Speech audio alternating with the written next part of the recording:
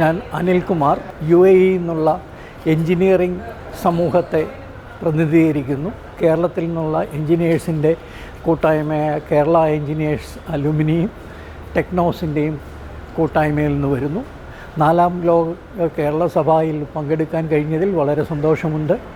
ഇത്രയും ശ്രദ്ധേയമായ ഇടപെടലുകൾ നടത്തുന്ന ഒരു വേദിയെ ഈ ഗവൺമെൻറ് മുന്നോട്ട് വെച്ചതിൽ വളരെയധികം അഭിനന്ദിക്കുകയും അതുപോലെ നോർക്കയുടെ സേവനങ്ങൾ ഞങ്ങൾ നേരിട്ട് അറിഞ്ഞവരാണ് കോവിഡ് കാലഘട്ടത്തിലും.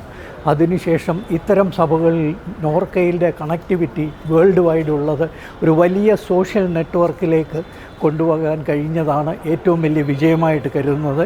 പ്രവാസ ലോകത്തിലുള്ളവർക്ക് എപ്പോഴും താങ്ങും തണലും ഒരു കരുതലുമായി നോർക്കയും കേരള ഗവൺമെൻറ്റും നിൽക്കുന്നു.